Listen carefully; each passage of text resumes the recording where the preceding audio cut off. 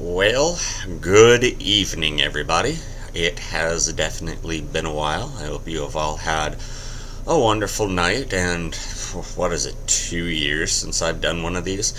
I'm going to be rusty as hell, so please bear with me, my friends. It's not going to be the easiest thing in the world. I have my trusty notes. I always have these with me. Those of you that watch the shows know that I have them with me. Just normally, I'm able to set them up a little better. Anyway. I want to thank you all for watching. It really does mean a lot. It does mean a lot. But have you ever noticed that like 90% of the time when you listen to someone talk, it was a complete waste of time? Yeah. You're welcome. And thank you. Yeah. Alright, a little bit about what's been going on. Not too long ago, I was feeling very coastal California guy, like you do at times when you're born and raised in Southern California. And I decided I was going to do my own little ocean adventure sort of thing. So I go to Pismo.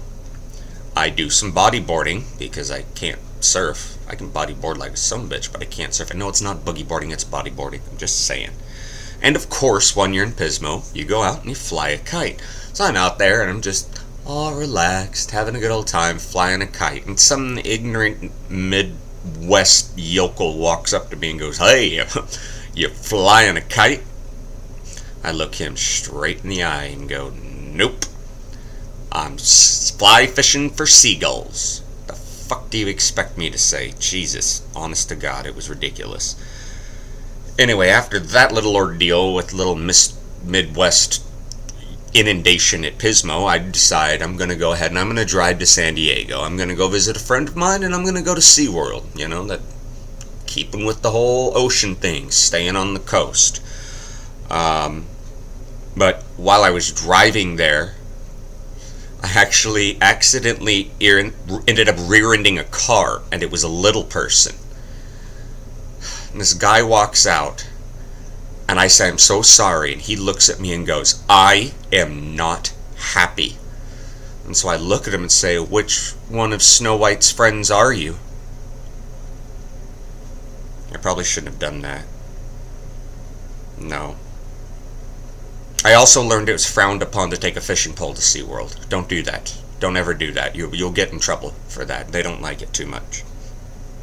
So anyway, I have my whole San Diego trip, and I'm coming on back, and I stop at a McDonald's, and I walk in there. I'm literally just going to get like a McChicken and fries, and this guy stops and is like, "Hey, we'll pay you $50 and for your meal if you do a taste test for us."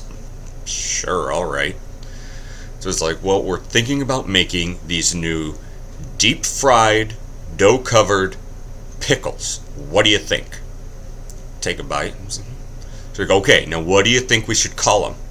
I was like, "Well, I'd call them dildos." I mean, that makes sense, right? I thought so.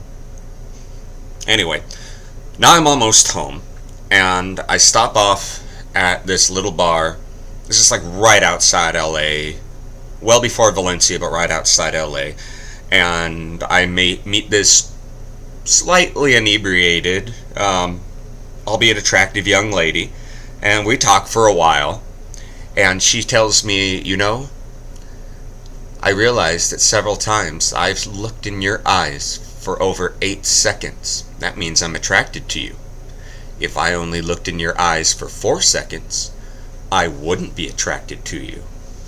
And so I said, "Well, I haven't looked in your eyes at all. That must mean you're a C cup or higher." I really, really need to work on my flirting with girls. Seriously. It's been a while.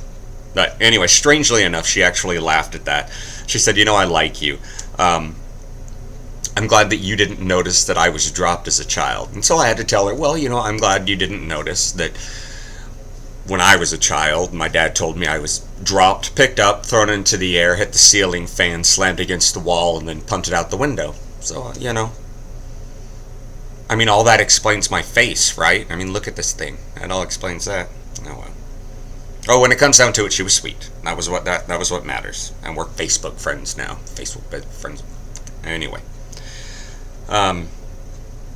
Most of my exes aren't sweet. I've had a few that were, but I had one ex dump me, And she literally said to me, "Do you know that thing you like me to do? I could get paid $400 for that." So I told her, "You really think you could live off of $800 a year?" Guys, you know what I'm talking about. Angry girl. She was an angry girl. More swings than a playground, I swear. It was terrible. But she could be satisfied by 3.5 inches. It's true. It didn't matter if it was a Visa card or a MasterCard or a Discover card, American Express, the Asian next door. She liked his koi fish. I was talking about his 3.5 inch koi fish. What do you think I was talking about? You racist mother. Anyway, that's all I've got for the night. I know that it's been a while. That's all I've got for the night. But I will leave you with a thought to ponder about how we all feel about our bodies, or at least me, how I feel about mine. I, as many of you know, just got my tat worked on, and believe it or not, for those of you that know me and know that I'm all outgoing and everything, I have a very hard time not being in clothes. If I'm intimate with you, or if I've known you for a really long time, I don't give a darn. But I literally can't even walk through my house nude if no one else is here and I know no one else is coming. I can't do it. I feel completely weird. And thinking about that, and taking a picture of my tattoo with my shirt off and actually putting it on social media made me realize something. And something that just had never dawned on me before. A naked man should never be afraid of a pickpocket. Just saying. I'll leave you with that. Hope I was a little bit funny. Peace. Whole lot of love. See you next time, guys.